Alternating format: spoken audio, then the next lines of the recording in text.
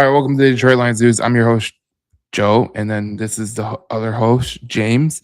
And we are coming live after the Brad Holmes press conference. And he was very, how do you want to say it? Very, he pointed the finger right at him. I know there's going to be a lot of people that are they're going to take the edge rusher thing for what not what it is, especially if you were listening to Nice. I won't ticket, whatever. Um, I didn't even hear them. Did they hate it, by the way? Did Oh, Mike they hated it. Gianni hate Yeah, what he and had to and they say? had the ticket text or whatever, and they were just going, "What the hell?" Ah, We'll explain why it makes sense. We'll explain. And then the second thing is, obviously there's obviously some huge news that came out before the press conference that Mike McDaniel, who let's just put it directly and bluntly, is probably one of the best play callers you can get for the Detroit Lions. So that's number two. And then number three, we'll talk about everything else with this team, but there's a lot of things to get to. We'll talk about free agents that are on the lines, and we'll talk about offensive needs, defensive, what they need. And then as we go through the offseason, we'll talk about each positional group, kind of like grade them out, you know what I'm saying? But for this one, Brett Holmes spoke today, and it was interesting, James, because everything he said kind of echoed what Dan Campbell was saying. I loved what he said about, the failure starts with me and that there is things that he could do better. I wanted to hear what you kind of thought about this whole this press conference because I came away thinking a lot of stuff was good. Now the Monty thing, I'm not really happy about, but maybe they do work something out because he wanted to talk to Monty about it. But obviously, we know the price tag of Dave Montgomery's deal, so that stands right there. So, what did you think? yeah. I mean, I'm always the person that's like press conferences. I try not to really like read into every single word. I think these guys and Brad Holmes even today was like, "Oh, I don't really want to give away too much," or "Oh, I still need to review the year and before I give my full opinion." But this is probably the one press conference that maybe there's an exception to that in a lot of ways, and I still think he did say some interesting things. I mean, you touched on the Montgomery one there. That one certainly stood out as it's something that was at least interesting. I mean, he could have been like, no, like David Montgomery is like a heart and soul guy. Like we know he didn't get his touches, but he's under contract and we're fully committed to him. Like he didn't. He was like the total opposite. I mean, it was like, I mean, it probably was like everyone was kind of struck in by. I was like, oh wow, like okay, maybe they will entertain trading him. But I'm with you too. I'm like, if we get rid of him, it's like to me, that's just another need we now need. And like he's probably near the top of the list in terms of complimentary guys I would want, but maybe that's for another show. But yeah, he did, there was that part of it. I did think the Frank Ragnow part where he officially said it was, I think he even gave said May or whatever month he gave, but said after the draft with Frank Ragnow. And, he acknowledged obviously there were breadcrumbs or whatever the terminology used. But Yeah, breadcrumbs. Yeah, yeah, ultimately, when you don't know, I put this on my account. It's like I get it. Like you want to have a contingency, and he even echoed kind of what I said. It's like we kind of baked in that we were already kind of moving towards a youth movement, and there's going to be some growing pains with some of these guys. Like he pointed out, he likes Tate Ratledge. Um, but there's also the side of it where it's like, we just had a Hall of Fame center retire, and yes, we were kind of gonna have to wait it out with them. And what are we gonna do? Sign a sign a starter when we still think there's a chance Frank Ragnow might play. So I think that having the timeline of that was interesting. And then another thing that was kind of, and maybe I'm reading a little bit too much into it, but when he was talking about the 2025 draft, to me, it kind of made it seem like they wanted to trade up for an edge rusher, is what it came off to me. I'd have to go back and get the exact quote on that, but Brad Holmes was talking about the draft, and he's like, basically kind of whatever the word is, kind of projected out that maybe, yeah, and he kind of did this a lot, and maybe that's another thing people didn't like, that he talked a lot about how there were a lot of deals that didn't happen that he understands you can only talk about the ones that do happen, but there's a lot of stuff behind the scenes that people obviously don't get to know of because, basically those things only come to light when an actual trade or acquisition happens. And he made a reference of that in the first round where, because he was talking about edge rushers and he was like, well, in the draft, blah blah blah, and if this would have worked out, we would have liked to get one. Obviously that's not exactly what he said, but I really thought he was talking about they tried to trade up for an edge in the first round. So those were kind of the big three things I took out of it. But in general, I mean, he called this season a failure. He said that he needs to look inward.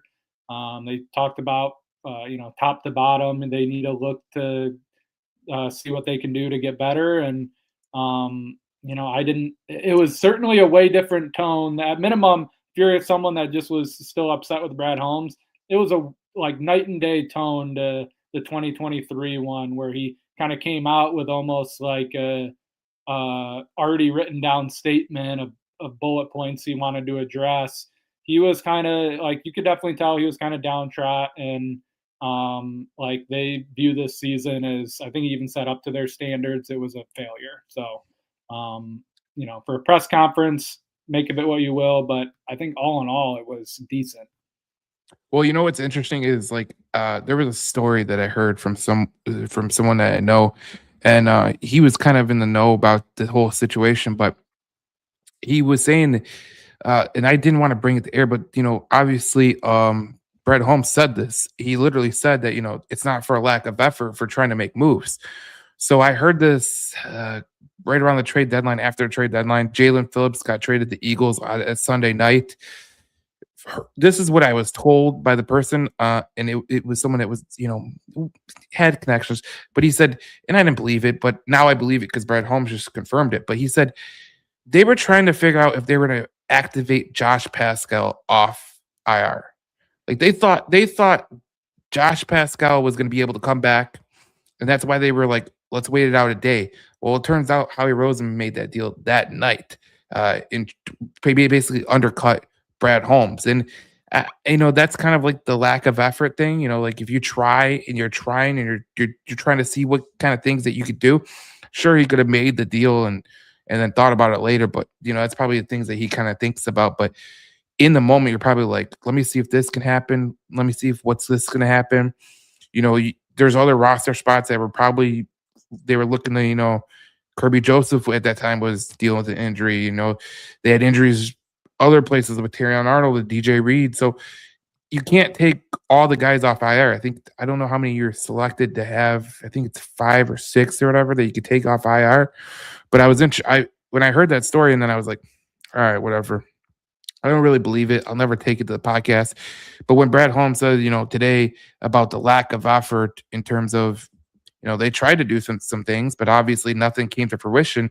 That came to my mind. And obviously what you talk about with the draft, how, the draft was like something that, they could have went up and got someone like a guy like, there was guys that they could have got like James Pierce and all that jazz. But I think that there was someone that they wanted to get up and they just couldn't get up enough to go get. And that's part of the reason. And it just goes to show you that he's made mistakes. We're all aware that he's made some mistakes, but the reality of the situation is I think they did the best with whatever way that they could. And like the Frank Ragnow thing, I think we were all aware that he stepped away after the draft. And I don't really think that Brad Holmes and Dan Campbell were like, oh, we're shocked. But I don't think they were thinking like, let's go get a center like Drew Dahlman at the Bears got, because what if he does come back? You never know.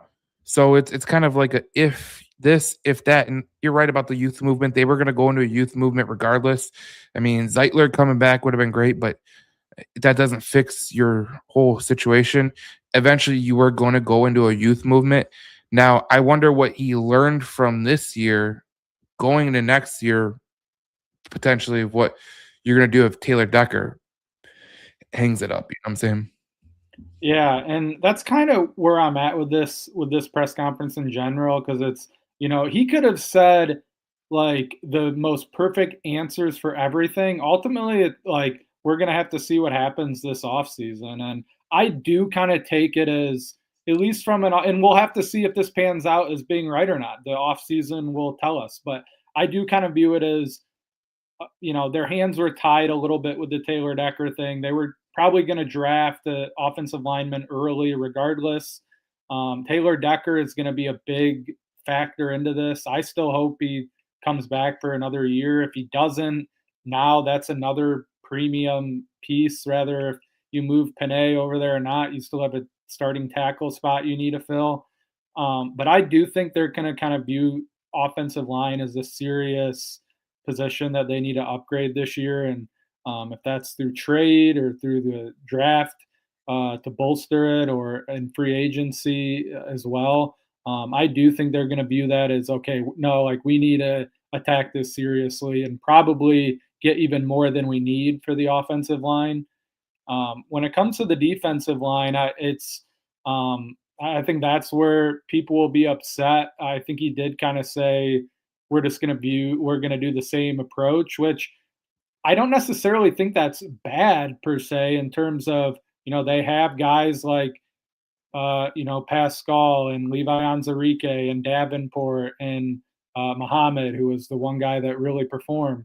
Now, those guys probably the one guy there that you want back is Muhammad. The others you probably don't. But I don't really think they have basically have those roster spots now available. Like go out and actually make that move and get an edge in the first round, and Yeah. like go out and either re-sign Muhammad, like go out, re-sign Muhammad, and then get another like Muhammad type or better guy in free agency or whatever. I don't think that approach is bad. You just got to do a way better. You can't go 1 for 4 or 1 for 5 or whatever they did. And ultimately like we almost pulled this off or didn't thing. I always think that just falls on deaf ears ultimately, like especially when the season doesn't pan out. So they're just going to be judged on if they like do good and like it works. Like I don't no one really wants to hear that. It's honestly though it is like for me it is nice to like to hear that they are trying behind the scenes and maybe it is hollow that they didn't get whatever move some fan wants, but just in terms of the off season, like they're going to have to go out and actually finish or get right whatever those moves are because the offensive and defensive lines weren't good enough this year, and those are to me those are the points of emphasis going into the offseason. Yeah, I think the points of emphasis you just said are going to be the defensive line, and I really don't think it was the pass rush that was ultimately the issue. You got two guys who are in the top 10 of sacks in the entire NFL. I mean, we always talk about trading for Max Crosby. Me and you have talked about it too on the podcast, and Al-Qadim Muhammad had more sacks than Max Crosby. I mean, it just is what it is. So here's the I'll still take reality. Max Crosby though, but yeah, I get your point. Yeah, we're not seeing Max Yeah, Crosby's yeah, not, yeah. whatever. But I'm just saying, it did work. But the reality of the situation was like Jeff Risdon has hit on this a bunch of times, and I think he's correct on this. And I give him full marks. And I think this is something I've said too, and I think you said too. The issue isn't with a big time pass rusher like a Max Crosby or Miles Garrett or whatever. You got Hutch, right? I think the issue with the pass rush in terms of the Detroit Lions is the ultimate depth. Like how much depth do you got? And when you're relying on guys like Marcus Davenport, who is a paper clip away from being on IR, Pascal, he's a step away from falling down the stairs. And then Levi Onwuzurike, I I mean, mean, they got literally nothing basically from those three guys that you just named. yeah, and I think you come into it, you're like, okay, they can't be injured again.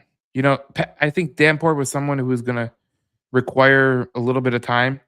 But Pascal was like they thought good. They had some good right there. Onwuzurike got hurt in training camp. I mean, these things he kind of put himself into this situation because he went with the guy like Levi. He went with the guy like Yeah, Pascal. And that's where you're ultimately judged. You know what I'm saying? And yeah. I know people don't want to hear if you got this guy, you got this guy. It doesn't work that way. It's how do you go about things? It's kind of like hockey example real quick because I do a hockey podcast, or alert podcast, but it's kind of like when Steve Eiserman goes and he says, I don't want Gothisbehere anymore. And he goes, I'm going to go get Gustafsson. Well, that sucks because Gothisbehere is a damn good defenseman, especially on the power play and all that. But he got lucked out by Axel Sandin Pellikka and Simon Edvinsson. That's where he got lucked out. So kind of a similar situation with what Brad Holmes is dealing with. Like you got to have luck to deal with it. You know what I'm saying? And honestly, that's you kind of naturally led me to another point there, and another thing people might not like, but I ultimately think needs to be the core of this team is, and Brad Holmes said it, like it's not the people necessarily the players on this team's fault. It's they need to get more of them to supplement the roster, and I think he said exactly that. Like they need to draft more impact.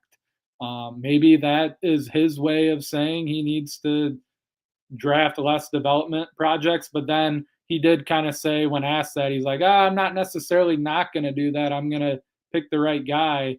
But I do think there's an element of they need to, like, I don't think this roster is necessarily crazily flawed or there's spots that they need to address clearly. But they do kind of need to still stick to their roots and get back to, keep draft. And I think we probably have different opinions on this last draft opinion than most people. Like, I think when you really look at the first three picks of Tyreek Williams, Tate Ratledge, and Isaac Tesla, that's going to, even this year, I think it was, decent, but I think it is going to end up being more of an objective win in the public's eyes as the years go on.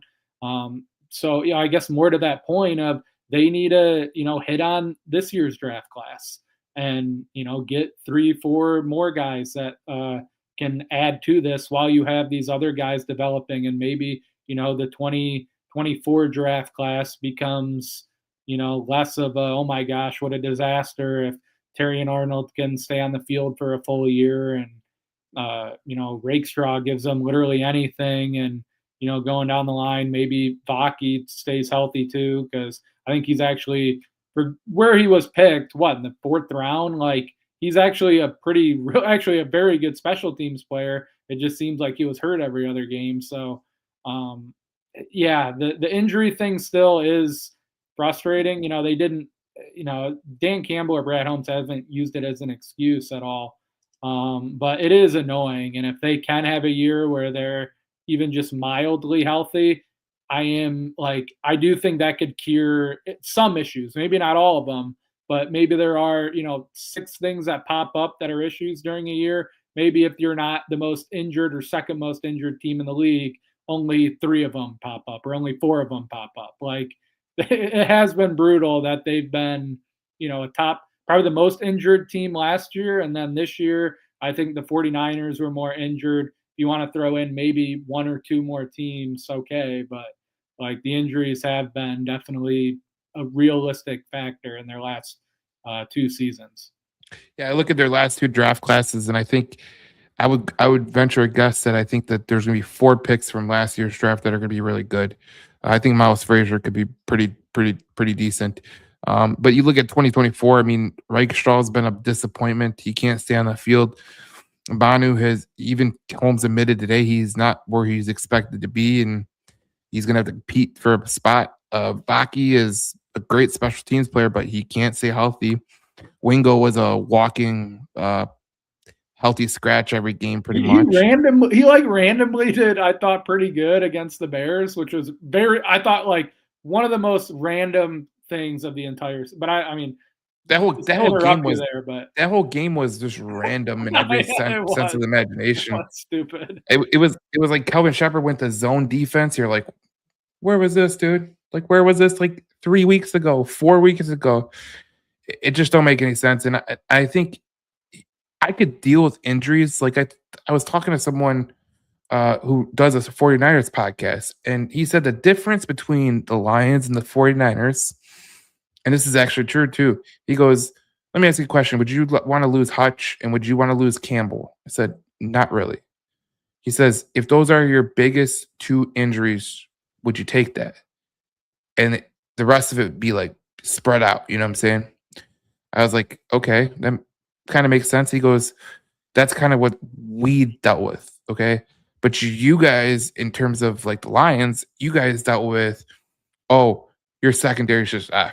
Like you lose DJ Reed, you lose Terry Arnold, you lose Kirby Joseph, you lose Brian Branch. Oh, then you lose Sam Laporta. Like, Yeah, I think losing both tight ends and Mahogany was pretty on top of what you just said. Yeah, yeah, and then you lose Brock Wright, and you're like, all right, so we're down to what? Our third tight end, Ross Dwelly. Like, the tight end situation got really crazy fast. and you that doesn't happen. Like, even he was saying, like, the 49ers, we had a wide receiver injury here, right?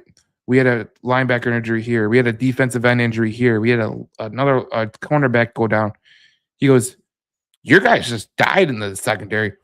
Dead, dead, dead. It's like, wait, it does make sense. Like, and I just thought that was the way I was looking at it. Like, if it's more spread out, maybe we can maintain it. But when you lose Branch and you lose Joseph and you lose Arnold and then you lose two tight ends, it's like, how far can you go on those injuries? Like, next man up And only means really, I some. mean, to our point with Brad Holmes, like the defensive line too, like Pascal, Davenport, and Anzarike, like you out of those three guys, you basically got like a half year out of Davenport, and that's it.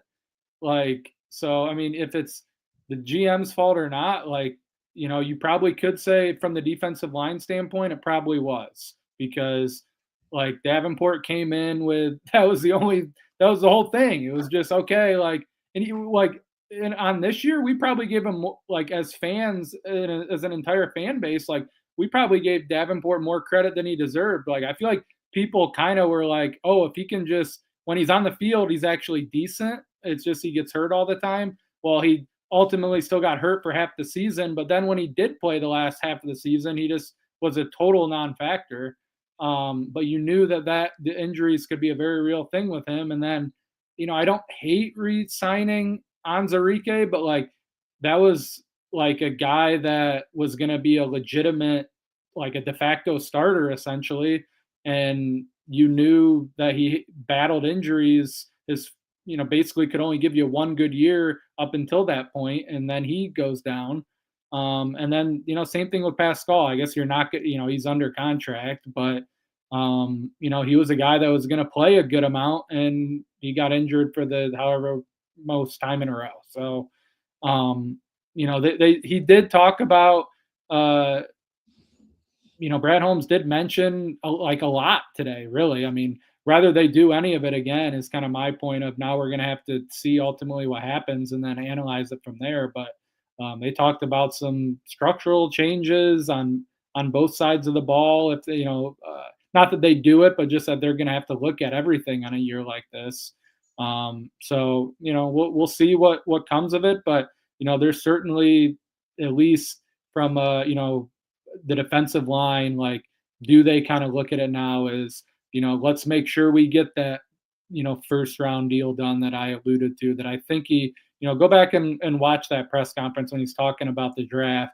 I think he's alluding to they liked an edge in the first round. So, do they go out and get an edge in the first or second round this year? Do they make it a more serious point to instead of it, the, penciled in starter opposite of Hutch being Marcus Davenport, is a guy that, played 14 games this past year and had 6 or 7 sacks. Like, whoever that is, if it's a trade or free agency or whoever. So, they're going to have the opportunity to, because those guys are all on the defensive line, like they're gone. It's not guys that you're going to be cutting or whatever.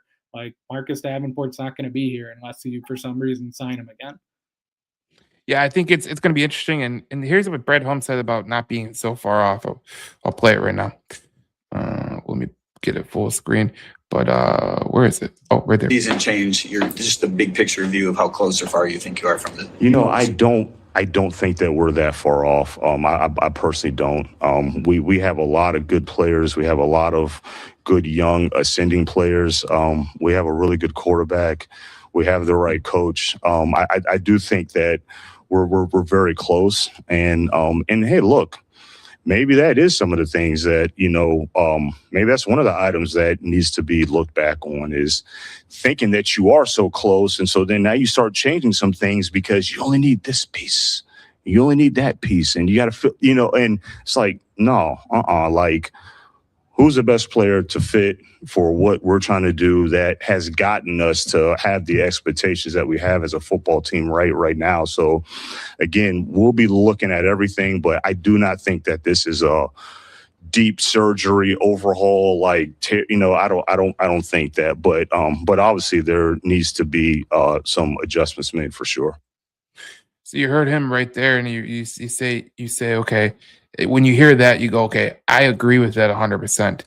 It doesn't need a deep overhaul. You're not like 12 players away. You're like maybe what, 3, 4, 5, something like that. And you can get those guys in the off season, and it's not like they were a terrible team, because they really weren't. They were actually pretty decent for the most part, but the reality of the situation is not decent enough, and I look at it like, we've said this multiple times in multiple different ways, it feels like, but they're not far away.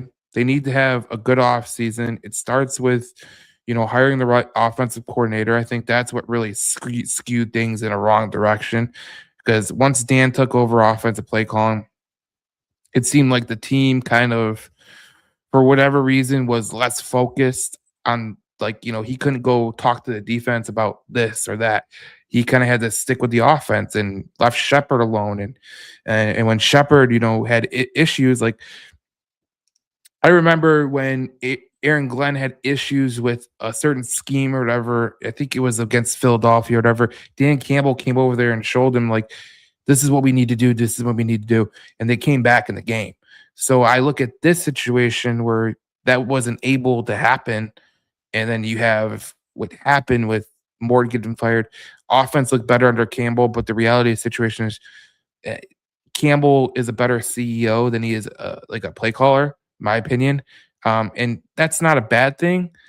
But if you have a young defensive coordinator or a young offensive coordinator, usually you want to be able to insulate them, right?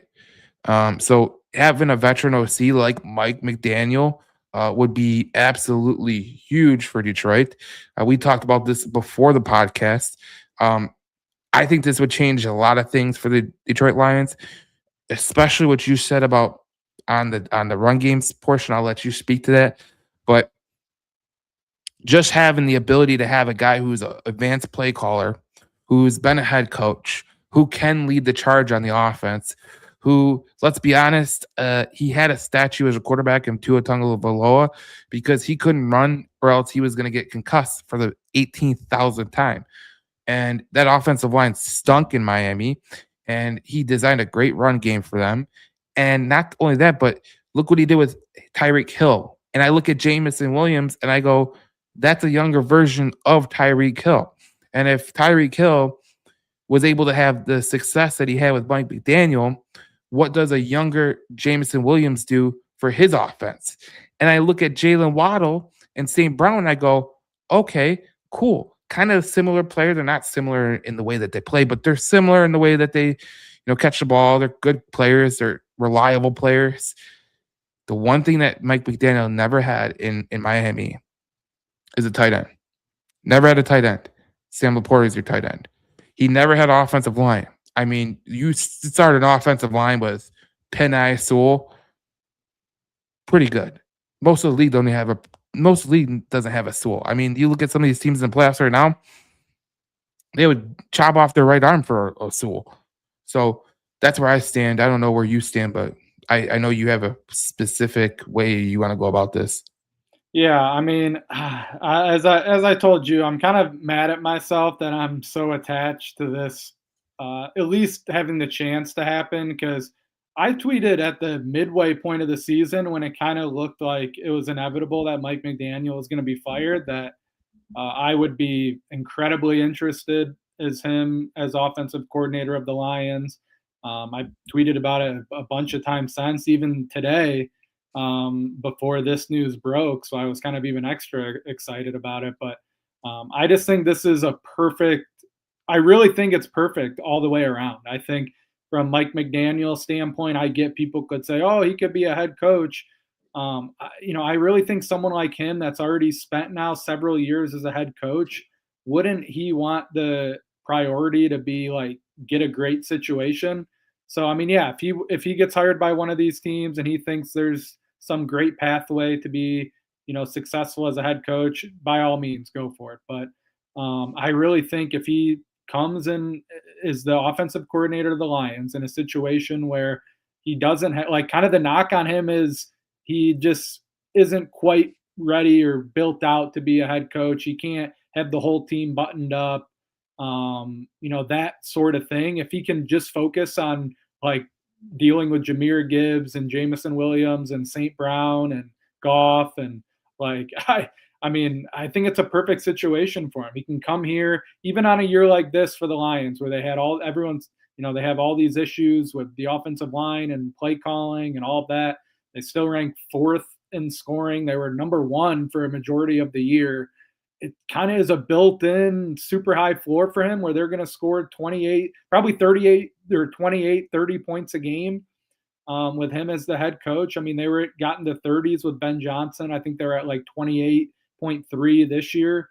Yep. Instead of forcing it with, oh, I need to go be the head coach of the Raiders or the Titans or the Cardinals, where quite honestly, like if he goes somewhere and it doesn't work out, now you're in a spot where you're kind of damaged goods at that point. Now you probably aren't going to get rehired by someone. Like if he takes another head coaching job this cycle, he needs it to pan out and be a success, or else, you kind of lose your mulligans at that point. If you come to Detroit and you're probably going to be viewed as a success just because this offense is great. You can put your touch on it and kind of get it back over the hump. And now you're viewed as, that great offensive mind that you are. And now you don't have to take the Raiders job. You can take, whatever, job comes up in the next year or two that you can more hand select and not be forced to take a crappy job just because you want a head coaching job. So, from a stylistic standpoint, like you said, the run game side of it, I really think is the number one thing. I mean, especially with this Lions team. I mean, this was a Miami team that wasn't even good and rushed for more yards per game than the Lions, Packers, Eagles, and Broncos. You mentioned all the things he hasn't had. I would say too, like Jared Goff would be a significant upgrade to what he's had at quarterback there. It's a similar style of offense in that they want to attack the middle of the field. They don't have a mobile quarterback. All around, I think it's a perfect fit. And I do think he's the number 1 offensive mind available right now. Yeah, I think here's the way I look at it. I look at it two ways. If I'm Mike McDaniel, why do I want to come to Detroit? I would go, well, here's the reason I want to come to Detroit. I get to rebuild my image as a play caller. Exactly. That's really the number 1 thing. And number 2, next time around, the next go around, I have my pick of the litter, right? Like you might be limited this time around with picking a job like Arizona or Vegas or someone like that, right? You're not limited right now. You know what I'm saying? Like you're kind of limited right now. So I would take it as, look, I'm not going to have a chance to go get the Giants job. I'm not going to have a chance to go get the Ravens job. Those are 2 of the jobs that probably are the most coveted. Maybe the Titans if you want to put together a little bit, but those are the 3 jobs I think that stand alone. You're not going to Cleveland. Cleveland sucks. The GM sucks. The ownership, they suck too.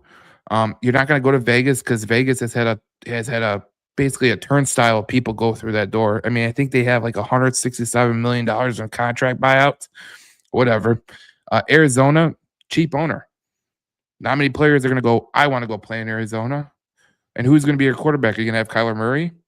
You know what I'm saying? Like, I think Arizona is a rebuild. I think Vegas is a rebuild. I think Cleveland is a rebuild, even though you got Myles Garrett on the other side. That offense sucks.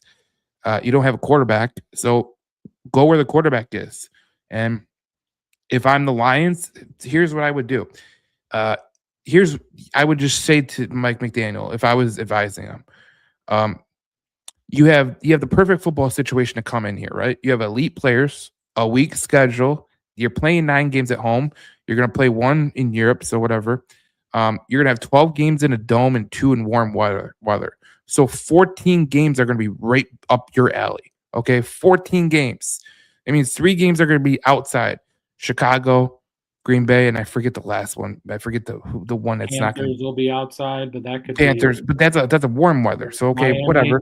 We play at Miami. That could be warm. That's And then warm you could weather. go stick it to Miami on the other side. That would So be great. That would be great. so if I'm Mike McDaniel, I know I'm not probably going to go back to San Francisco, but I can go to Dan Campbell, and I can learn off Dan Campbell, and Dan Campbell can come in here and basically say, "Look, this is the way I run my team." And part of the reason that Mike McDaniel really didn't catch on with Miami is because the team was soft.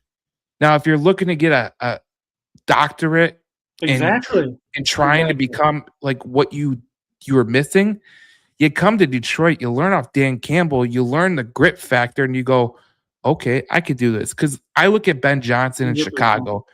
I look at Ben Johnson in Chicago and I go, okay, that team has grit. I don't care. I don't like the team. I think they're frauds, but they play with a certain personality like the coach. Aaron Glenn, I feel like that team's got some grit. I feel like they're also just a terrible team, a terrible organization. And I think that kind of Glenn's going to be in a bad situation no matter how you slice it. Even Stephen A. Smith is like, yeah, you don't want Dante Moore. If you have a chance to go to the Jets, just go back to college. I was like, geez. But if I'm Mike McDaniel, this is the best opportunity I have to get a doctorate, you know what I'm saying, in how to be a football coach. I mean, there's not many other places I could learn off of the whole grit factor and the whole hard nose. And I mean, you go be an offensive coordinator for maybe Mike Tomlin. Maybe that's the guy, but he has Arthur Smith. So there you go.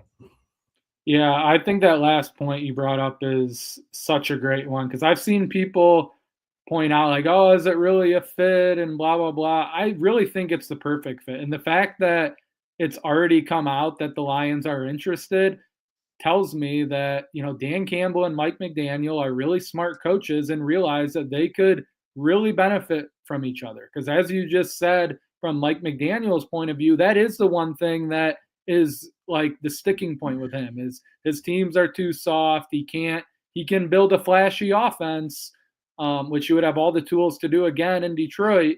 But when he becomes a head coach again, is he going to be able to build more of a full encompassing team that has the qualities to play these games deep into the season?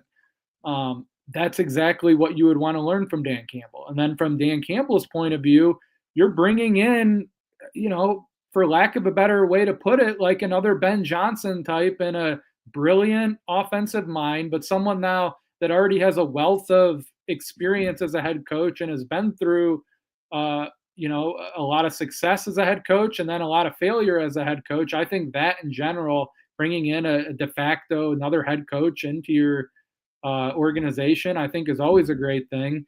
And as I already said, the offensive stamp that he could put on this offense, like Dan Campbell isn't above having, he even said it with Ben Johnson, like by the end of it, he wanted to give the entire offense to Ben Johnson and not really have to worry about it. He can put in his input, but I really feel like every personality, like there's no way I don't get the whole, like, oh, he doesn't fit in here. Like, Kelvin Shepard had a quote, that I think hits it perfectly, and that you can be yourself in this organization. And I think that's one of the strengths of it. Like there's all sorts of different types of personality and different people as players and coaches on this staff.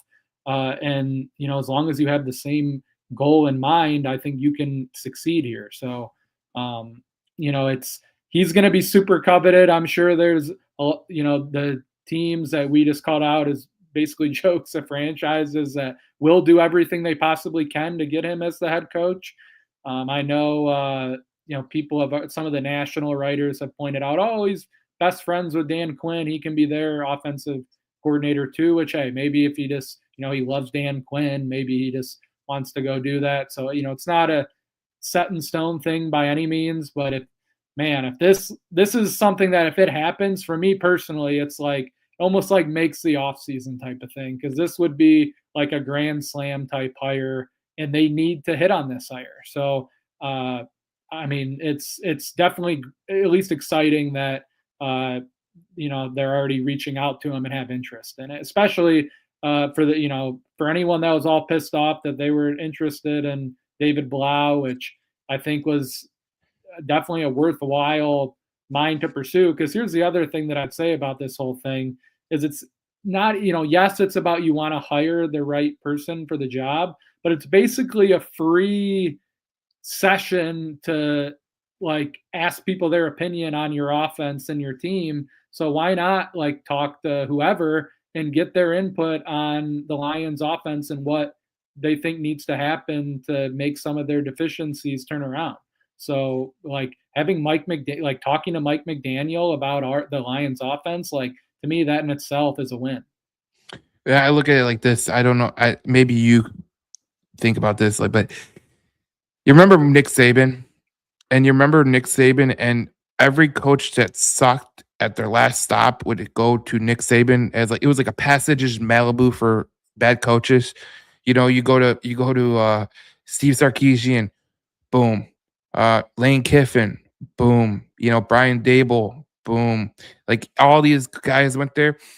If Dan Campbell was able to pull this off, and then what happens is, I think this would set up a avalanche of coaches coming to Dan Campbell saying, "I want to work with you." Let's imagine down the line, right? Kellen Shepard gets a coaching job. He gets a head coaching job. You get a chance to pick your veteran defensive coordinator. Let's say Dan Quinn flames out in Washington, and you go, Danny Quinn, come on, boy, let's go. Then you got your Steve Spagnuolo on the defensive side. And then let's say, down the line, Mike McDaniel takes a job. If he took it with Detroit, he takes a job somewhere. And let's say a guy like Kevin O'Connell gets fired. I mean, he probably would not, but just bear with me. Or maybe a guy like, Steve Steichen with the Indianapolis Colts. Maybe he gets fired. And you're like, all right, come on, let's go. We'll get you back to your job. It's kind of like the similar thing that the Patriots did all those years, where they ran these coaches back and they said, Josh McDaniels, absolute terrible coach, head coach, terrible coach, probably one of the worst coaches ever. He got multiple jobs. Okay, Matt Patricia, Charlie Weiss, Romeo Crennel with the Browns. I mean, you go down the line and you're like, damn, like anybody else gonna hire some gobbledygook? And that's exactly what they did. And I just look at it as this: there's no salary cap for coaches, so you can go out there and you can pay whatever the hell you want to pay if they want to write the check. That's what I think. So this is a chance for them, but I know that Mike McDaniel is going to get offers to be a head coach somewhere, and wherever he gets an offer from, I would just tell him, do you want to make your next job something like where you're going to a place where you're going to coach Arch Manning, or you're going to coach one of the premier quarterbacks, or do you want to go where you're going, I'm going to go to Vegas where they got Geno Smith, Kyler Murray, Cleveland, you want to coach Shadur Sanders? I mean, he looked all right, but he ain't no great shakes. I mean, there you go. Do you want to coach those guys, or do you want to wait your turn and go to the right situation? I think Dan Quinn of the Dallas Cowboys did it the right way. When he was with the Dallas Cowboys, he went to Dallas, he waited. Boom, commander's job opens. He goes to Washington, and he does what he does. I think it's about all where you go. I don't care about if you think you're better than that.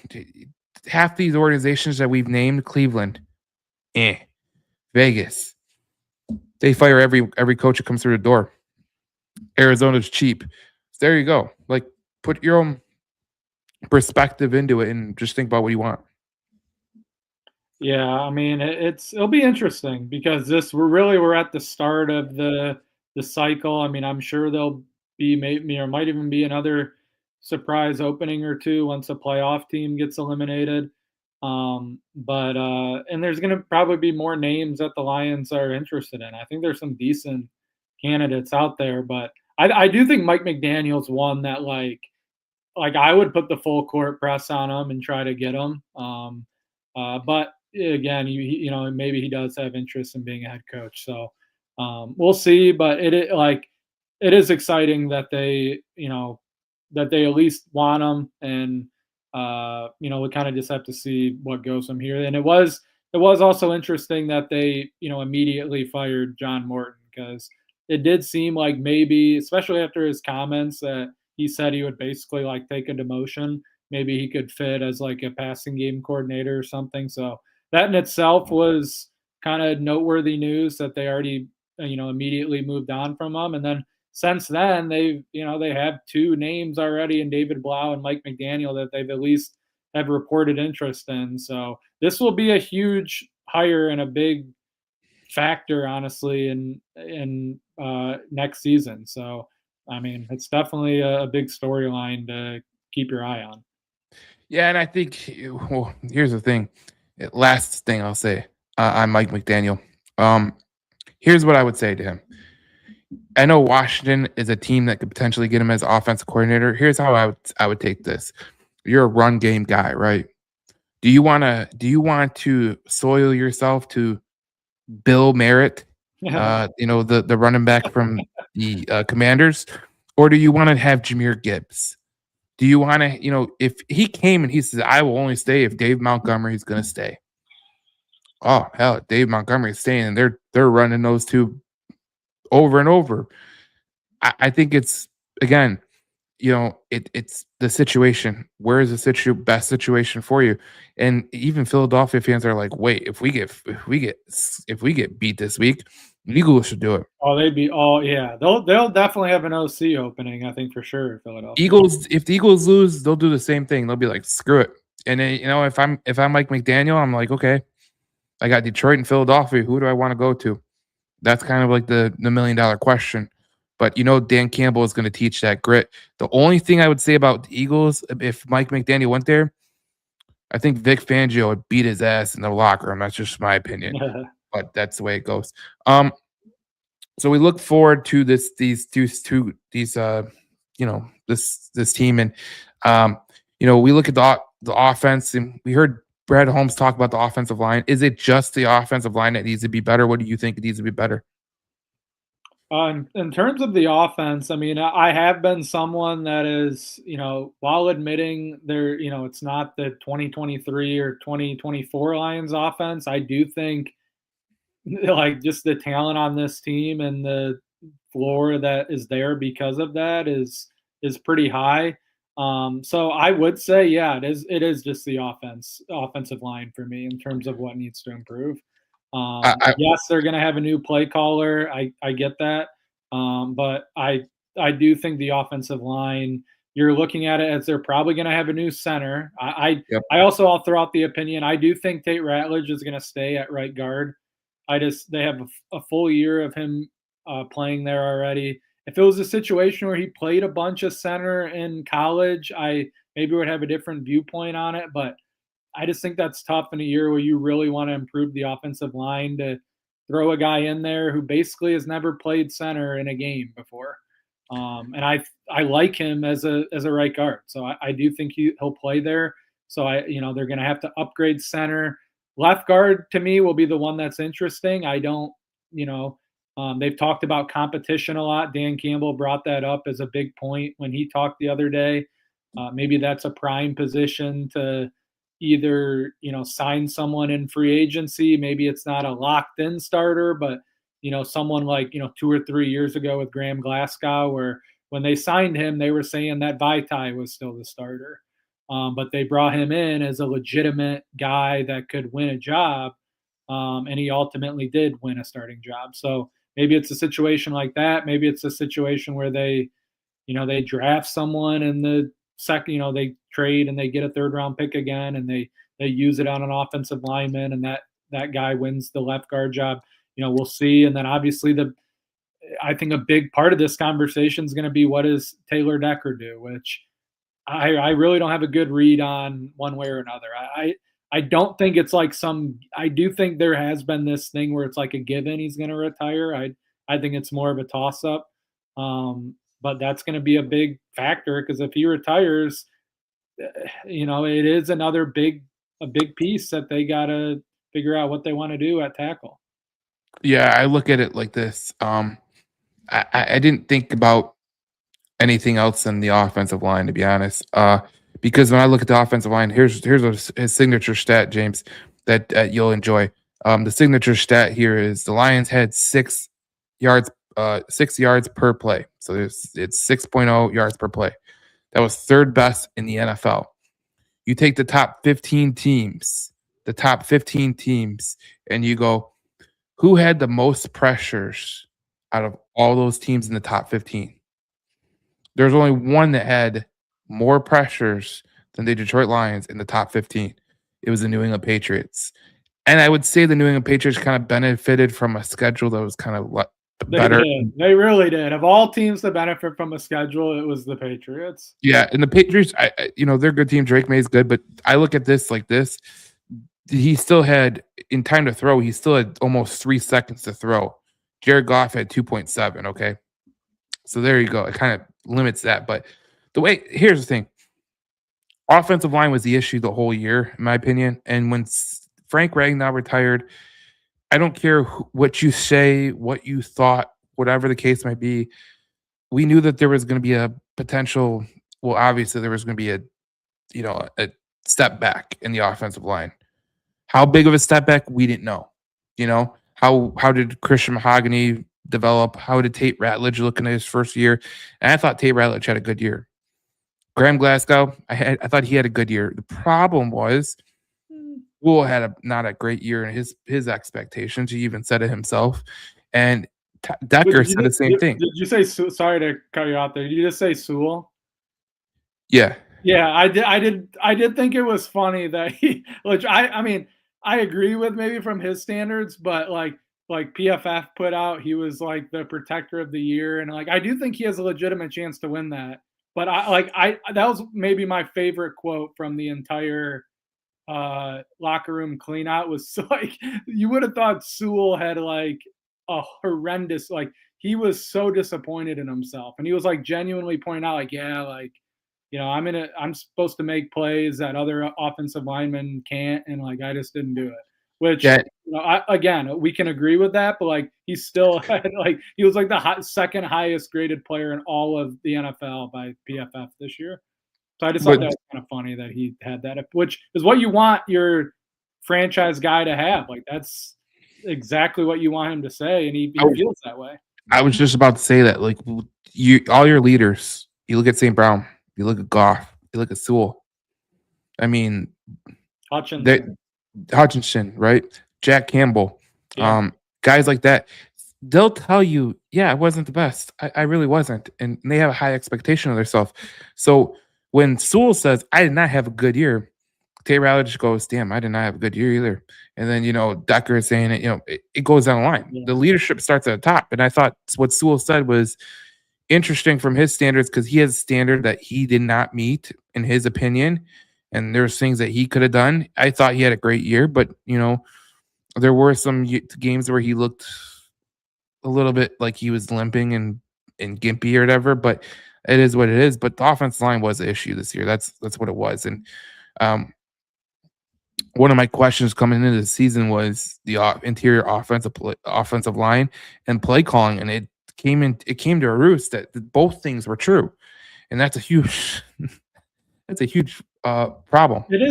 Let me ask you this, because this is I totally agree with you. If we would have just played out this whole season where we don't really know the scores of what's going on, we just kind of know like what the chatter is, and we know the offensive line is like not really performing that great, and like they had a mid-season offensive coordinator change.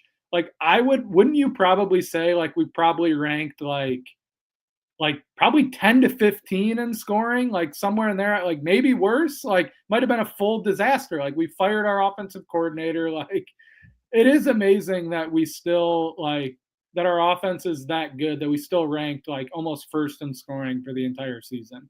It is And that kind of remarkable. and that's why if I was Dan Campbell, I could sell his offense to anybody. I can Exactly. go get Yeah. any offensive coordinator I want because the reality situation is, look at we didn't have a great year. We Yeah. offensive line was an Exactly. issue. Couldn't run the Offensive play ball as calling was an consistently. issue, and you still finished third in yards per play, points per game. You dropped to the fifth, so you're still were a top 5 team. You know, just you were a good offense. You just couldn't put it together on a consistent basis, and part of that was the offensive play calling. Part of that was your offensive line, and I think that those things will be fixed in this offseason. So that's the major thing I look at with those two things. And if you would have told me at the beginning of the year both things were true, and then you told me my biggest strength of the Lions defense was the secondary, that's why I said the secondary was the biggest strength for the Detroit Lions. And you said Branch gets hurt, Joseph gets hurt, Arnold gets hurt. I would have told you maybe we're a 7-win team. Maybe we're a 6-win team.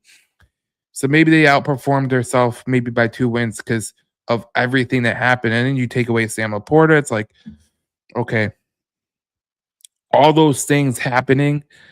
I mean, for you to be without Sam Laporta for the last 8 games and still finish top 5 in the NFL in points per game, pretty damn good.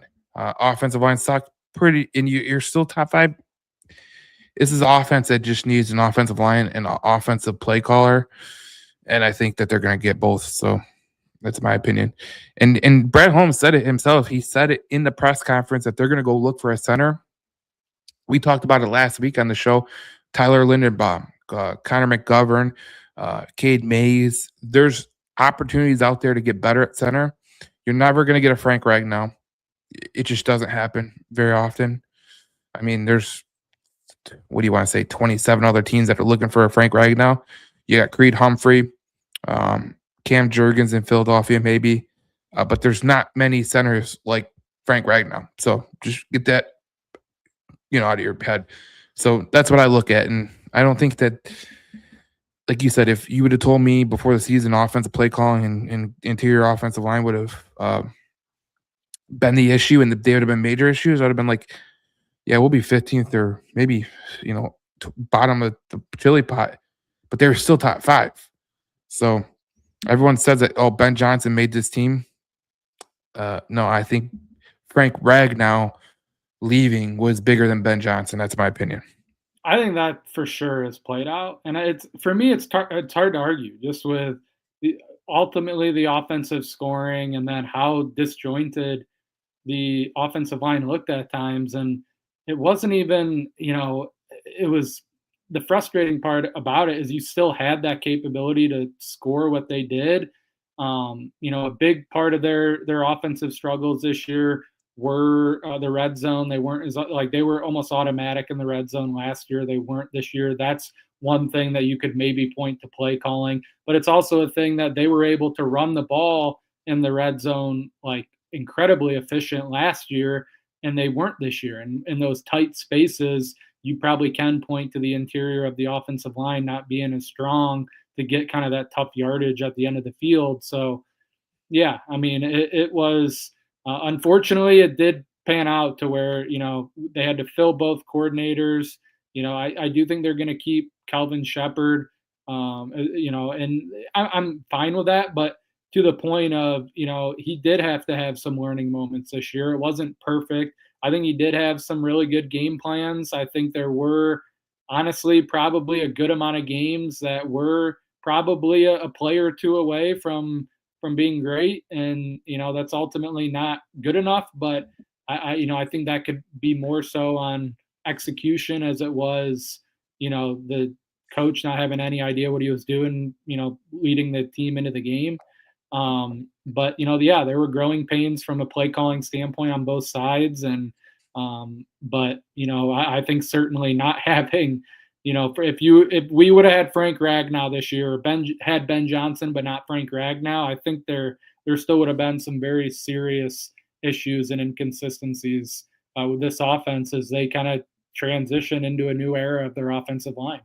Ben Johnson left at the right time. That's the way I look at it. Holmes also said in the press conference he wants to replenish the defensive line. We talked before the show about this in terms of what this means, in terms of what did he mean by this, and we kind of went into it a little bit. But what would replenish the defensive line look like to you? What does it mean to you? Honestly, it's been a lot of.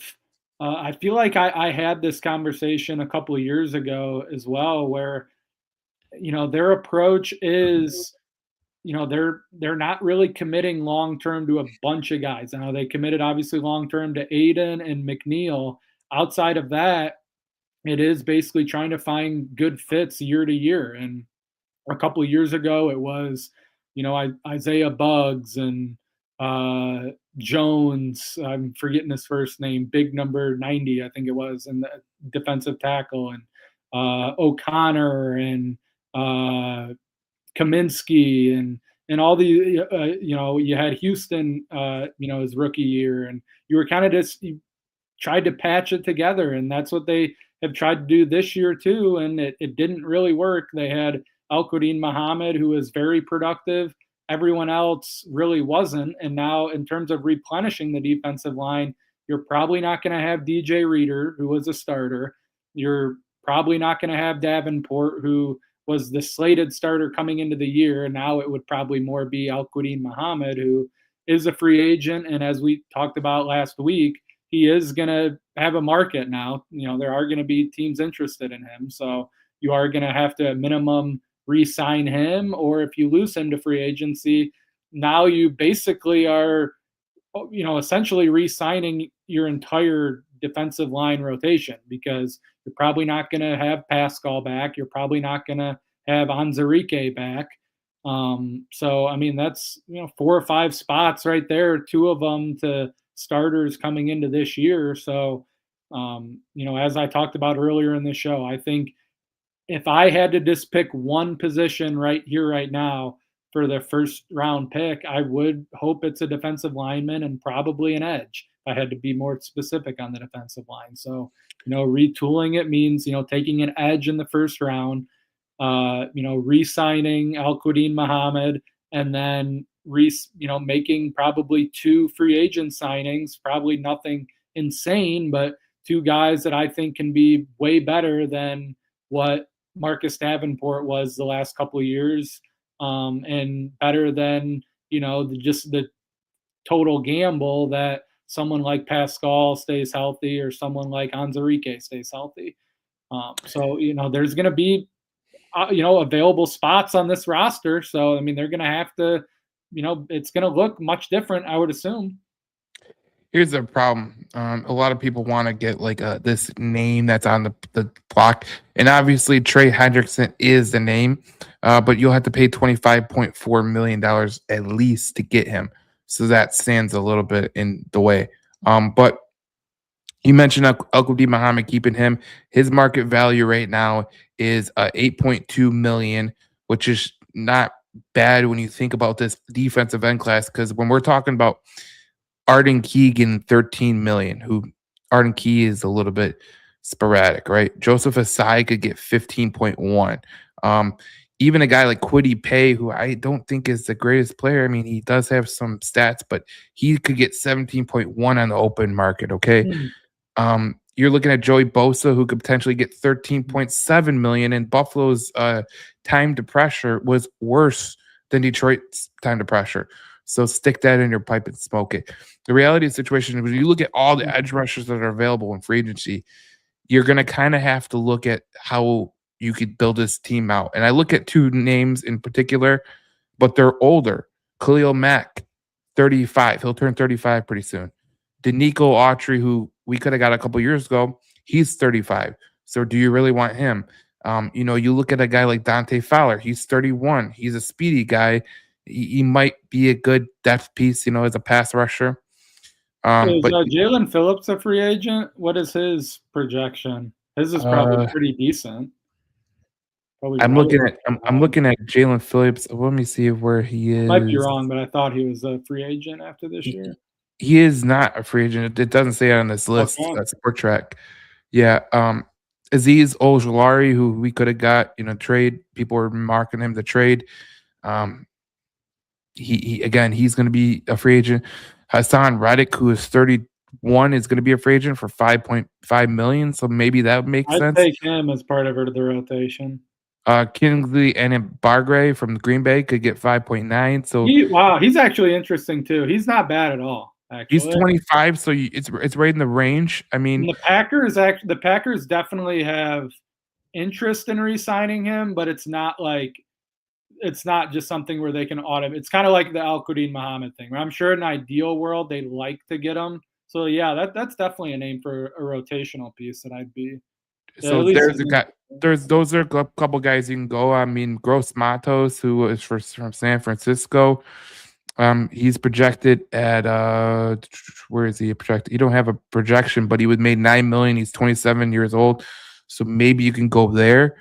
There's But the enough reality is, guys here where if they took someone in the first round, re-signed Al-Quddin Muhammad, and then let's just say they got like Hassan, like they're not going to re-sign DJ. Like let's just say they don't re-sign DJ Reader and Alex Anzalone, which is like close to $20 million. But I mean, DJ Reader was making what, like 12 to 14 million this year or something like that. he was making 11 million, which was okay. high. And Anzalone was making what, 6-7 million, something like that. Yeah.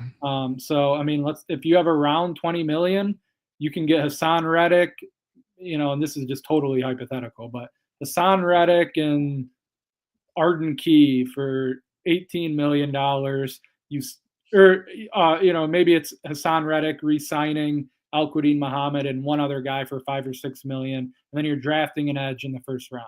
That could be a gargantuan upgrade, and maybe it's you only get one of those guys in free agency or something. But I mean, point being, or maybe you trade for someone. But I mean, there's options. You're going to have all these roster spots available on the defensive line. So for me, there's really no excuse. I mean, you got to do better than hitting on Al-Quddin Muhammad and everyone else getting injured or not doing anything. So I mean, there's pathways there to get significantly more production than they got this year. And look, a guy like Roy Lopez, right? He's projected at 6.3 million in his thing, and he would be the seventh interior defensive lineman in projection. So he would probably be a guy I would look at potentially. And honestly, for all the slack Brad Holmes kind of gets in free agency, he's pretty good in those like under 10 million, for sure under 5 million type signings. I mean, even just this year, like Roy Lopez, Rock Yassin, Avante Maddox, like he finds guys in that range. So that's why I'm like, go out and take like 3 $5 million swings at edge. Like I feel like he could hit on 2 of them, and then you re-sign Al-Quddin Muhammad and get a first rounder. Like I just feel like don't do like I don't know what is honestly. It was pretty dumb to just go with like Marcus Davenport and like Anzarike and Pascal this year. So just chalk it up as an L and go out and hit on a couple guys in free agency and draft someone decent. And it's a significantly better rotation than this year. Because the other point that I haven't brought up here, but I brought up a lot online, is I still don't really think it's great. It's incredible that he's able to do it, but Aiden Hutchinson playing, I think, 91% of the snaps this year really is not that sustainable. And he would be better if he was playing 75% of the snaps. Like literally everyone, other than him and Max Crosby, like literally everyone else plays like in the 70s. So and it's not sustainable. Yeah, it's not sustainable. And like if you had a real rotation, you might even get a better version of Aiden Hutchinson and risk like 15% less snaps of him. So I just feel like it's like you can actually have a real rotation for once. It could be a big, not just, 1 or 2. And I get it. They had 2 guys this year that were incredibly productive off the edge. Like say what you want, like Hutchinson and Al-Quddin Muhammad. I agree. That was quite an incredible tandem that basically everyone would have taken. The only downside is it kind of is a wash when almost every single one else didn't really do anything or was hurt. So Yeah, you got to get more production there. it kind of goes when your best guy is like a Tyrus Wheat. We got a problem. Yeah. So Yeah. they didn't do enough to address the depth of the edge position. I think replenishing the defensive line means we actually get able bodies in there. That's what I interpreted it as, because I look at this team and I go, Levi Enrique, Davenport, I mean, Davenport came back and he still looked like junk, which Right. was surprising, to be honest. Josh Pascal has never stayed healthy in his entire life. So the fact that you thought you were going to get most out of this was the guys that you were bringing back. I mean, you were bringing back pretty much guys who could potentially, I don't know how you want to say it, that could potentially just be hurt. So yeah, it really was a flawed thinking, honestly. Like it was too much, especially when Pascal was already locked in, and then you made the decision to bring back both Davenport and Anzarike, and Yeah. there wasn't like, just if you're switch out one of Davenport or Anzarike for another Roy Lopez. Roy Lopez was a guy that the first thing that I pointed out when he was signed was, wow, when you look at his stats, he plays like basically 14 games was like he had a huge injury plagued year. It was basically like 16, 17 games every year, and it wasn't some big flashy, incredible, eye-popping stats, but it was, wow, okay, I can pencil him in for 16 to 17 games, and he's going to be a guy that I'm totally fine with putting out on the field. And it even ended up being better than that. So I just think put more of your eggs in that basket as opposed to, oh my God, if Marcus Davenport doesn't get hurt and it's like 2019, then maybe he can get like 7 sacks. And it's just that really, to me, if you're talking about looking inwards, as Brad Holmes said today, if you just take out the injury history moves and take out the project picks in the middle rounds of the draft, and not everyone is going to work still, but just take out some of that extra risk and get a little bit, because he's proven, as I've talked about this has been a big point with me with Brad Holmes, is look at all these incredible things he's done in the second, third, and fourth rounds of the draft. Like from guys that weren't project picks. Like he thought St. Brown was a steal. He thought Derek Barnes was worth picking. He thought Kirby Joseph was going to be good. He thought Aleem McNeil was going to be good. Like all these guys were non-first, second round picks. Like go out and get more guys like that, and go out and get more Roy Lopez types. Even a Rodrigo. Build actual real depth and have guys that you're not just hoping stay healthy. And then even if they do, we don't really know what we're getting. Like, so I think that approach could be altered this year when you come to free agency in the draft. And people are bringing up Hassanin. Here's what I will say to that. I don't care about Hassanin from this angle because you cannot rely on him, number one. And if he does turn out to be a good player, okay, if he does turn out to be a good player in year 2, there's no person on planet Earth, none. There's not even one person in football that would say this.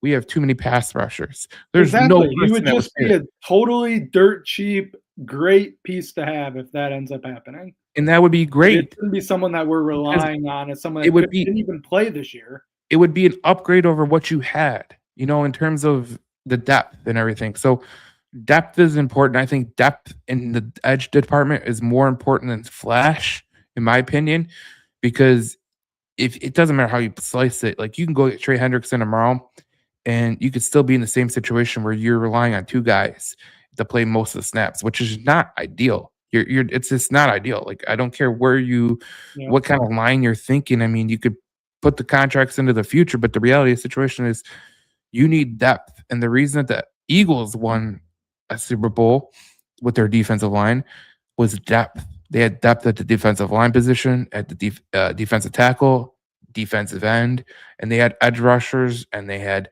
linebackers who could blitz and get to the quarterback. That's how you win a Super Bowl. So that's what the Eagles did. And that's kind of a similar thing that I would think that Brad Holmes has to do with this roster in terms of what he's trying to do. So there you go. That's what I think. Yeah, and that is to the point of where Brad Holmes said today, like he's going to stick to his approach, which again, I don't think is that bad. I just want, a bunch of bites at the apple. He needs to execute that plan way better going into this offseason. Put your eggs in different baskets than Marcus Davenport and Levi Onwuzurike and Josh Pascal. And that brings us to our last segment, which is we'll get to the positional breakdowns next week because we had a full show this week. But the Lions free agency, okay? Who stays, who goes? Lions free agency, who should stay?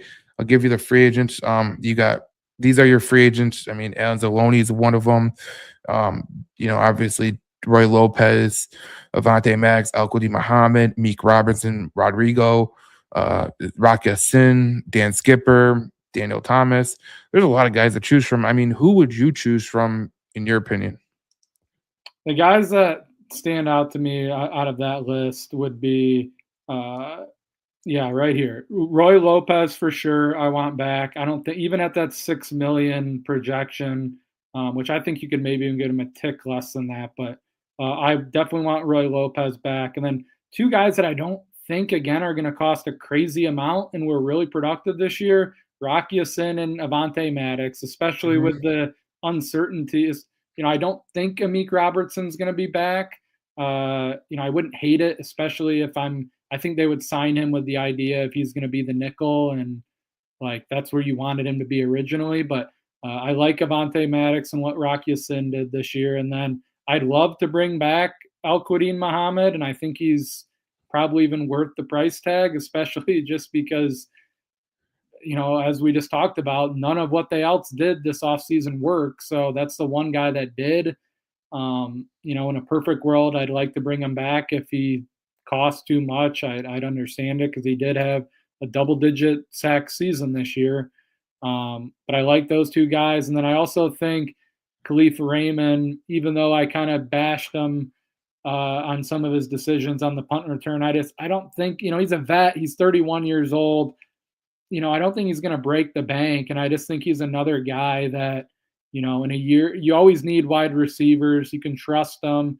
He still kind of had a sneaky productive year as a wide receiver, just in terms of he's so far beaten off the path in terms of an option when you weigh in the wide receivers, Laporta, the running game. For him to give you really anything is a boost. And you can get, he's a guy that I'm not, in terms of a negotiation, if you're really going to leverage it and want all this extra money or whatever, okay, no thanks. But I just view it that as a guy that he might just take whatever we offer him, and just as another reliable guy, I'm fine with bringing him back as a fourth wide receiver or whatever it would be. Yeah. So here's the ones I go with. I was looking at the market values of all the Detroit free agents. You got DJ Reader who's valued at 3.8. I mean, really, he's only about. I'd bring DJ Reader probably back at $3.8 million. Yeah, that's not bad. It's not a bad price range. Meek Robertson, he takes a little bit of a pay cut. He's $4.6 million this year. He'd be $4 million just flat. Roy Lopez will get a $3 million, bump up in pay, and Al-Quadin Muhammad would get a sizable one, like a $7 million bump up in pay. But I kind of look at Al-Quadin Muhammad as one guy that I would keep. Right, I think Al-Quadin Muhammad really would be a great guy to keep. You mentioned Khalif Raymond. I'm not dying on the hill of it, but it's just I view it as like if you can basically get him for nothing, he's just a reliable guy that probably would be reasonably productive for his role. Yeah, so I would go with Avante Maddox too. So I go Muhammad, Maddox. I would bring back, depending on the right deal, like if he wants to be here or not. Maybe I would bring back a guy like Rodrigo. But Roy Lopez, obviously. So there's three. Rodrigo would depend on how he's how he wants to come. If he wants to compete or whatever. Amik Robertson would be a guy I'd potentially bring back as a slot corner because I really think he was put out to dry with how he was used as an outside corner. I think that could have been way better. And then I look at a guy like Daniel Thomas, who is really good, or Rock Ya-Sin. I really don't have a really big read on the safeties. There's some safeties that I like in this free agency class, Like I was looking at LA, Cameron Curl could be a safety that is a free agent, and he doesn't really have a market value next to him. There's some guys that are safeties like Andrew Wingard from Jacksonville, Nick Cross from Indianapolis, MJ Stewart from Houston. Like there's guys available that you can go get. So I'm not really worried about the safety position. But when you look at some of these guys like Rodrigo and Roy Lopez, like are they going to be the same way? And it depends on who they who they want to, what do they want to do? Like, does Rodrigo want to go compete for a starting job? Maybe he could do it with Anzalone gone. Maybe you bring back Alex Anzalone. I don't know. It depends on the right deal. Like, I'm not going to pay Alex Anzalone, what, $7 million, $8 million. I'm definitely not paying him over 8. That's just the way it goes. So, yeah, I kind of view him as someone that won't be back. yeah, I kind of view that the same way. So, it's difficult to say what you want to say, but I think that, if you had to pick, I think Mohammed, especially with the defensive end class that they have, I really don't think it's that great. I would definitely bring him back, especially if you want to stack the position. Probably have to bring him back, in my opinion, because unless you go for the big fish like Trey Hendrickson, which that don't make much sense from the Detroit Lions angle anyways, it's probably smart to bring him back. And Roy Lopez, I bring him back. And for the price tag, you mentioned it, DJ Reader, I think that would be good. But Khalif Raymond, like I think Dominic Lovett could be the potential replacement for him. Even Tom Kennedy could be a potential replacement for Khalif Raymond. And I like Khalif, but if if he resigns for what he was making, I mean, no, I can't do it. Like I just can't. So that's just huge pay cut. Yeah, so you'd have to take a huge pay cut to kind of stick with the team, to be honest. But I just look at it, man. Like they paid Levi Enrique $4 million. That was a waste. They paid Davenport $2 million. That was a waste. They paid Pascal $2 million. That was a waste. I look at it as that could be the replacement for Pascal and Davenport. Maybe you use it. They paid Reader a lot last year, and then they paid Anzalone probably a fair market value, but that's another chunk too. So I mean, they're going to have, and I really think there's going to be, and I'm not a cap guru whatsoever, but a lot of people think there's going to be some restructures of contracts. The cap's also going to go up again.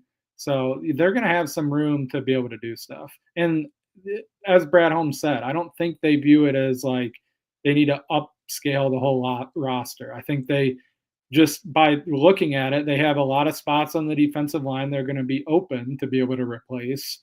And I think they would like to upgrade the offensive line a little bit. Beyond that, things might get a little tricky in the secondary depending on the injury situations and how fast people recover. Is there a clear replacement for Anzalone? Not really, although, they do play a lot of linebackers, so maybe they just they can tweak their system a little bit more and put another DB out there. Maybe they just devalue that position a little bit. I don't know, but there definitely are some questions outside of the offensive and defensive lines. But I think for the most part, those are really going to be what most people are going to be interested in terms of the new names and any potential upgrades on those spots. And maybe linebacker is a position where I haven't done too big a deep dives in the mock drafts, but I know there's some interesting names at linebacker that could potentially be available. So, as guys that can kind of duel as as you were talking about the Eagles, of guys that are linebackers but are also pass rushers and also have some versatility in coverage. That position can be a really, really important one. And you see guys even as listed as linebackers, but are really just kind of elite edge rushers. So, maybe that's a position I kind of talked about going into this year. I'd like to see the Lions use their linebackers in more creative ways. And I think, honestly, they accomplished that goal way better than I thought they were going to. I mean, Jack Campbell was kind of all over the place this year, more than just concentrating on stopping the run. He had, I think, 5 sacks. Even Derek Barnes, who had a down year, was able to pick up some sacks, and Alex Anzalone ultimately had a good year. So I think the linebacker position is one that they value, but it is also one that they could get more creative if it's, okay, let's just put more on Jack Campbell's plate and we can use the money a little bit differently if we don't want to bring back Alex Anzalone. You mentioned the cap. This is the most interesting stat about the cap that people don't understand, okay? Going into 2026, do you know who is going to have the most cap space with all the contracts Detroit has?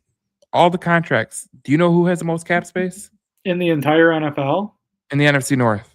Oh,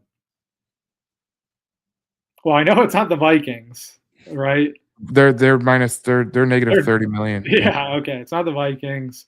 I mean, the Packers have a really young roster, but they did just sign Mike. They're negative 4.74 million. Okay. So yeah, not them. It's the Lions. It's Lions. They're Okay. 13.4 million, and they're going to clear some cap space. But like you look at the top 50, the top 51 or whatever they call it. Even they're right there, but like Green Bay, they're minus 4 million. Minnesota's minus 30 million. They're gonna have to make some things. It's just not a good situation for the rest of the teams. And I look at it like this, the Lions are gonna have 13 million. That's 21st in the NFL, like lower. Eagles are at 22. Their dead cap is insane. But oh yeah, the Eagles are cap tied. You look at half the teams in the league, and it's like, okay, which teams can get really better in the NFC? The Rams have a lot of cap space. The Seattle Seahawks got a lot of the cap space. The 49ers got a lot of cap space. This is kind of where Brad Holmes learned this from. So they're going to open up some cash. They can restructure a lot. And the way it's going to work is like a guy like, Jared Goff, his cap hit's going to be 65 million. Yeah, they're going to take that down a little bit to 15%, which would make it probably around 50 million or whatever the case may be. So again, they're going to get those guys, and they're going to be able to do what they need to do in order to open up cap space. But I was looking at the Sport Track article about the financials, and they said, obviously there's options for Jahmyr Gibbs and Jack Campbell. That's going to be a very interesting part of the offseason, what they ultimately do with the extensions, because you got to figure they're going to do at least one or two of them. And I kind of think that the injuries might play a part in it. And Brad Holmes even said as such today. So, with like Laporta and Branch, and obviously I think they want to extend Campbell. That's probably one that they'll prioritize. Gibbs as well.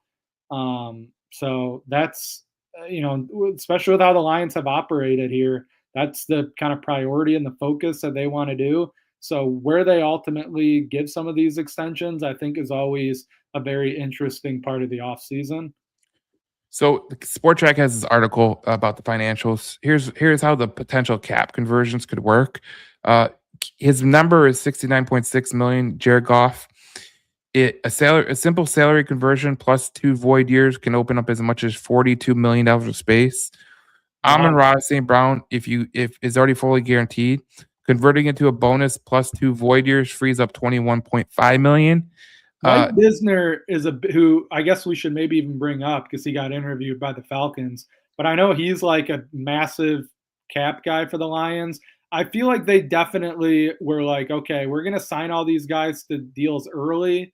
And part of that is going to be we're going to get years to where it hasn't kicked in yet. And I think that part of it's been a little underrated. Like the JMO deal doesn't even kick in yet, and he already had a top 10 season for receiving yards. But I also think they factored in like, yep, we're going to restructure like X, Y, and Z's contract. And now that you're reading this off, it is going to be fascinating to me to see how that plays out. Whoa. I'm not done.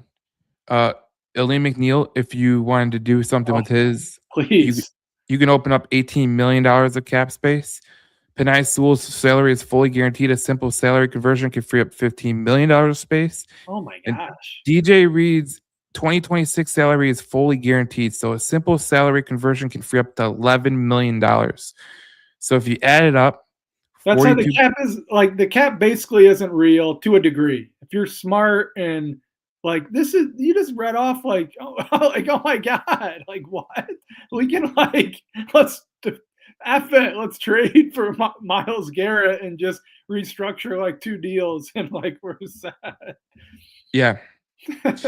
And if Taylor Decker retires before March 15th, deal holds at 9.4 of dead cap. Dead cap against a 20 point. It depends on how they structure it or whatever, how it gets done, but that's how it goes. So there's a lot that can be done, and obviously the money can be freed up, but you're in the best situation in the NFC North. So that's what I would look at. So when you look at the free Only have agents, the easiest schedule in the NFC North by far. this is all doable in the future right now and into the future. So this is going to be a good spot for Detroit, and this is going to be a good spot for us. But obviously, we'll be doing. I think we're going to figure out when we're going to do episodes. We might take a week off here and figure out maybe we might do Mondays as the permanent, like what we're going to do, just so it gets a full week of whatever. But that is how it's going to go. But we'll do more of the positional breakdowns. Me and James, we're gonna do the positional breakdowns, kind of going into the. That way, we have a full understanding of what we're gonna do in free agency and the draft. We can kind of figure out where we're gonna go, and that way we can kind of build this thing and kind of like make sure that people know what the reality of the situation is. So, and they even mentioned in this article, if you really want to know. You could open up cap space with Brock Wright, Terrion Arnold is a trade candidate, Dave Montgomery is a trade candidate. So, and Brad Holmes spoke to that today. We didn't get to it, but we'll get to it on we'll post about it and everything. But yeah, this has been a great podcast, and we'll see you guys in the next one as we talk more Detroit Lions football. James is along for the ride, so go subscribe to our YouTube channel. We'll promote it more. We got 8 subscribers today, and we didn't even post nothing yet. So it's gonna be fun to have this. And then as we go, we're gonna kind of figure out what we're gonna do going forward in terms of what positions we want to go for first. Obviously, quarterback doesn't really matter to us because Jared Goff's gonna be here for the foreseeable future. But maybe we do something with the quarterback and the running back room and wide receiver kind of jumbled together. And then we could do offensive line and defensive line and so forth. That way we kind of get through the whole thing. And we'll talk NFL too. We'll talk playoffs as soon as that's over. But I mean, not over, but like we'll talk playoffs too. So all that here, more on the Detroit Lions News podcast. So subscribe, rate, review, wherever you get your podcast. You just go to Apple, Spotify, Amazon, Spotify. There's some weird podcasting apps. We're on there too. We'll be on Odyssey too, which is 97.1 tickets. So stay tuned for that. And then, yeah, this will be a good one. So thanks for watching. Thanks for listening if you're on the podcast. And we'll see you guys in the next podcast. We talk more Detroit Lions football.